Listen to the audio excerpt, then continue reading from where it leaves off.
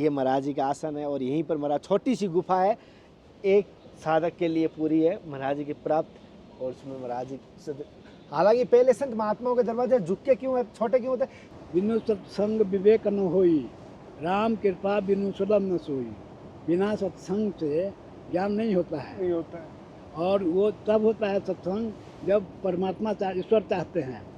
ईश्वर की इच्छा हुई है, कृपा हुई है, तब तुम्हारे पास आए हो जी, और उनसे मिले, बदले उनसे मिले हो। भगवान की कृपा तुमसे हो रही है बस। लेकिन इसी में लगे रहो।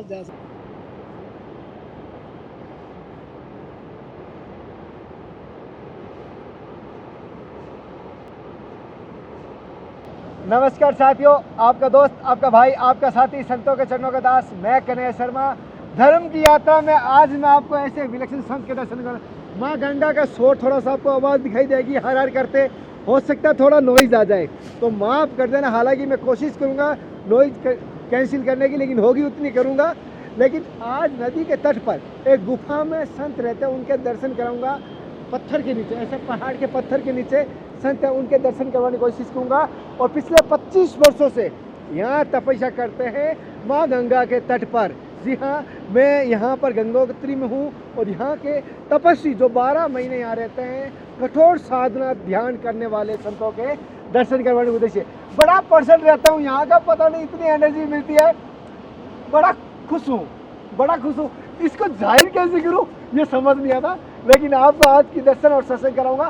नॉइज़ आगे आ रही है तो मुझे कमेंट करके बताना मैंने कैसी कर पाया हूँ, सही कर पाया हूँ, नहीं कर पाया हूँ, कमेंट कर देना। क्योंकि वीडियो स्टार्ट कर रहा हूँ और लास्ट में रेंडर करूँगा, तब तक क्या होगा क्या नहीं मुझे पहले बता देना कमेंट करके। सही हो रही है तो मैं नदी के तट के संतों के दर्शन करवा सकता हूँ। सत्संग लेने में बहुत ज़्यादा जोर से बोलता हूँ, लेकिन संत अपने आराम से बोलेंगे, उसको आपको सबको पता है। तो माँ गंगा के दर्शन कीजिए ना सभी।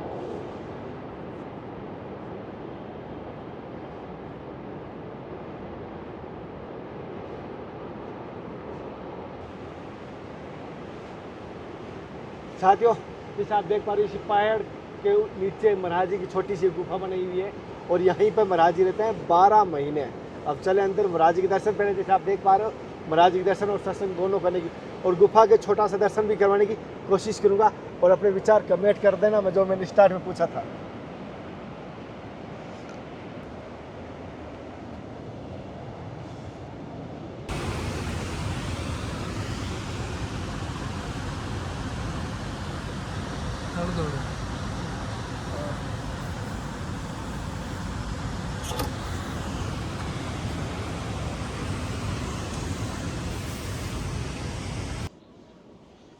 ये भगवान,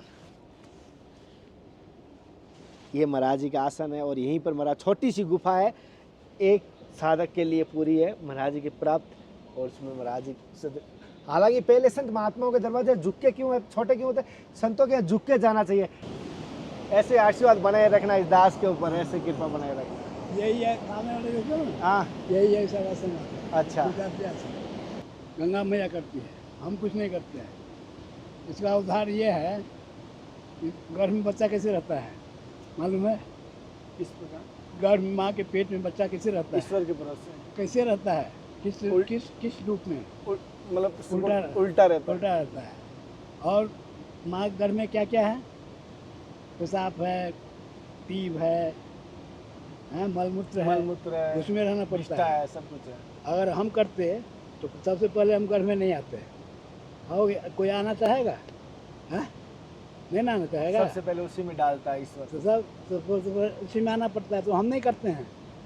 परमात्मा ईश्वर करते हैं, तब हम घर में आते हैं। अब दूसरी बात, अगर जन्म भी लिए अगर हम करते तो हम भाग जाते घर से बाहर। 6 महीना 7 वर्ष पड़े क्या करते हैं, क्यों करते हैं? जब मैया हाथ पकड़े कराती है तो चलना सीखते हैं।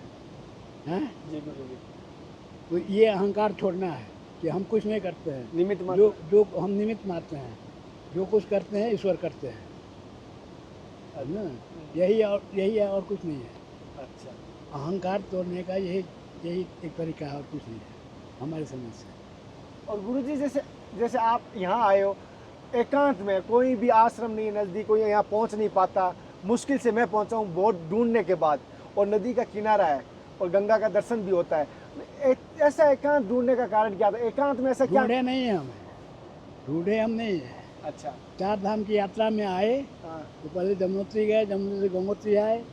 यहाँ महात्माओं को देखे, महात्माओं में चर्चा हो रहा था भाई यहाँ भजन के लिए अच्छा जगह है और शीतकाल में लोग रहते हैं।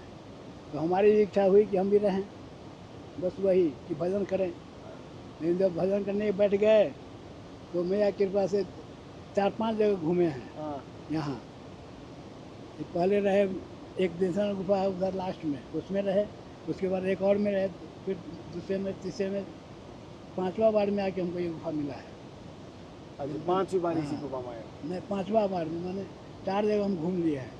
और गंगोत्री में शीतकाल में तो यहाँ पूरी बर्फ हो जाती होगी गुरु जी? पूरी नहीं होती है, थोड़ी सी होती है, अच्छा। चलने लायक होता है। बड़ा जूता है, लॉन्ग जूता है, लॉन्ग बूट है, पानी चाहते हैं। तो गुरु जी आपने सेवा में किसी शिष्य को नहीं रखा, मैं देखा क्या हूँ। आवश्यकता क्या है? आवश्यकता क्या है? जब तक शरीर है तब तक शिष्य रखेंगे तो ये शरीर जो है थक जाएगा, बोलेगा चलो तुम ये काम करके आओ, तुम ये करो, तुम ये करो, और हम बैठे रहेंगे तो शरीर थूल हो जाएगा ना। इसलिए शरीर जब तक चलता है तब तक किसी की सेवा नहीं लेनी चाहिए। अच्छा। तब जब तक शरीर है तब तक किसी की सेवा नहीं लेनी चाहिए। नहीं लेनी चाहिए। क्या क्या कर फायदा है? अपना शरीर चलाओगे। अब देखो किसान मेहनत करता है, कितना हट्टा कट्टा है, कितना बीमार पड़ता है, वो बीमार पड़ता है तब कहन पड़ता है, वो मेहनत करता है इसलिए नहीं पड़ता है। जी गुरु जी। इसलिए जरूरत नहीं है अभी सेवक की। अभी मैया है, मैया हमारी सेवा कर रही है। मैया जो इच्छा होता है सब मैया पूरा करती है। अच्छा, तो मतलब महाराज जी भोजन पानी की कैसे व्यवस्था होती है? भोजन पानी अभी अच्छे से चल रहा है। शीतकाल में सब सेवा करने के लिए आते हैं, 6 महीने का सामान दे जाते हैं, अच्छा। फिर 6 महीने अपने बना के खाता हूँ। आकाशवर्ती से चलता है, कोई ऐसा बंधन नहीं है किसी का लेना है का? नहीं, आकाश बिकती है। आकाशवर्ती महाराज जी जैसे कहना नहीं, हालांकि संत चमत्कार की इच्छा नहीं रखते, लेकिन कभी कभी ऐसी चमत्कारी घटनाएं जीवन में होती होगी। ऐसी कोई अचानक ऐसा लगा मनुष्य की बस की बात नहीं, ईश्वर की लीला है ये। सो तो है ही है, इसमें दो मत कहाँ है। वो अगर देखना है, समझना है तो तुमको पहाड़ में रहना पड़ेगा। एकांत में। पहाड़ में एकांत में रहोगे तभी समझ में आए कि ईश्वर की लीला है या हमारी लीला है। सब ईश्वर की लीला है, उसमें दो मत नहीं है। हमारी कुछ नहीं है। हम कुछ नहीं करते हैं, जो करते हैं सो परमात्मा करते हैं, ईश्वर करते हैं। अच्छा महाराज जी, जैसे अभी आपके शरीर की उम्र क्या होगी? 80 साल की उम्र है, और फिर भी अपने पूरे नित्य कर्म अभी सुबह से लेकर शाम तो तक करेंगे ना, हमारे और कौन करेगा? हमको तो करना पड़ेगा ना। महाराज जी कभी कभी जैसे मैं गृहस्थ जीवन से हूँ, कभी कभी ऐसी इच्छा होती है कि घर छोड़ दूँ, यहीं बैठ जाऊँ संतों के पास, तो क्या छोड़ने दोष लगेगा? तो छोड़ने से नहीं ना होगा। एक अच्छा लगता है संतों के नहीं, बीच। छोड़ने से नहीं होगा ना। छुड़ाने वाले तो परमात्मा है ना, ईश्वर है ना, ईश्वर ही छुड़ाएंगे। पहले भारत में हम लोग जितने हैं सभी संत थे। अच्छा। तुम्हारा गोत्र क्या है? ब्राह्मण हूँ मैं। ब्राह्मण तो गोत्र क्या है? गौतम गौतम कौन थे? गौतम ऋषि गुजरगोड़। ऋषि थे ना। हाँ तो गौतम ऋषि के संतान हो ना। हाँ तुम भी ऋषि हो ना। जी जी नहीं हो? हूँ। ऋषि के संतान हो इसलिए ऋषि हो, लेकिन अपने कर्म को छोड़ दिए हो इसलिए तुम गृहस्थ बन गए हो। इसलिए तुम नहीं छोड़े हो। तुम भजन करते थे तो उस भजन में किसी लोभ में तुम पड़ गए। जैसे 5 चीज़ है, काम, क्रोध, लोभ, मोह, अहंकार। ये 4-5 सीढ़ियाँ परमात्मा के जाने का है। परमात्मा ईश्वर के पास पहुँचने का ये 5 सीढ़ी है। और ये समझे? नरक के पंथ है महाराज जी। ये तो बाद में बात है। ये 5 सीढ़ी है। हाँ। इसी 5 सीढ़ी में भक्ति करते करते हम कहीं से लुढ़क गए, कहीं से हम लुढ़क गए। हाँ। इसलिए हम क्या हो गए? काम कर भी। च्युत हो गए, माने भ्रष्ट हो गए। हाँ। तो तुम भ्रष्ट साधु हो, इसी कारण बस तुम भ्रष्ट हो गए हो। लेकिन तुम्हारी तपस्या बढ़िया था तो इसे ब्राह्मण के घर में जन्म लिए हो। जी बिल्कुल। और जब ये तुम्हारा जिस कारण से तुम भ्रष्ट हुए हो, ये कारण जब पूरा हो जाएगा तो तुम फिर अपने आप आ जाओ। तुमको सोचना नहीं पड़ेगा हमको तो कैसे सही कर सकता हूँ अब इस मार्ग को, कैसे उद्धार कर सकता हूँ जीवन का? इसके लिए एक हनुमान जी का हनुमान चालीसा पढ़ते हो? हाँ।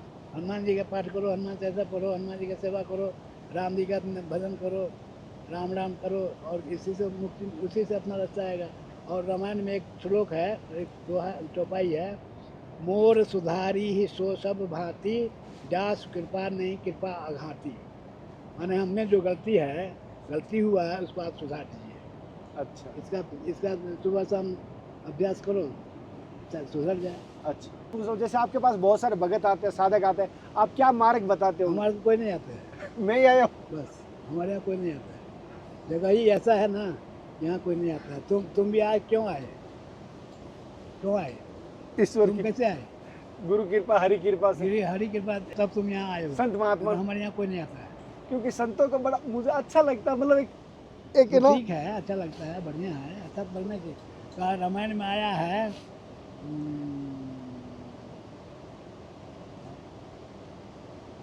नवदा भक्ति में ऐसा पहला वर्णन आया था गुरु जी। नवधवक तुम तो ये है और है, बिनु सत्संग विवेक न होई, राम कृपा बिनु सुलभ न सोई। बिना सत्संग से ज्ञान नहीं होता है, नहीं होता है। और वो तब होता है सत्संग जब परमात्मा ईश्वर चाहते हैं। ईश्वर की इच्छा हुई है, कृपा हुई है, तब तुम्हारे पास आए हो जी और जी, उनसे मिलो, बदले उनसे मिले हो। भगवान की कृपा तुम पे हो रही है, बस लेकिन इसी में लगे रहो। जैसा हनुमान जी का ज़्यादा पाठ करो, हनुमान चालीसा ये सब पाठ करो।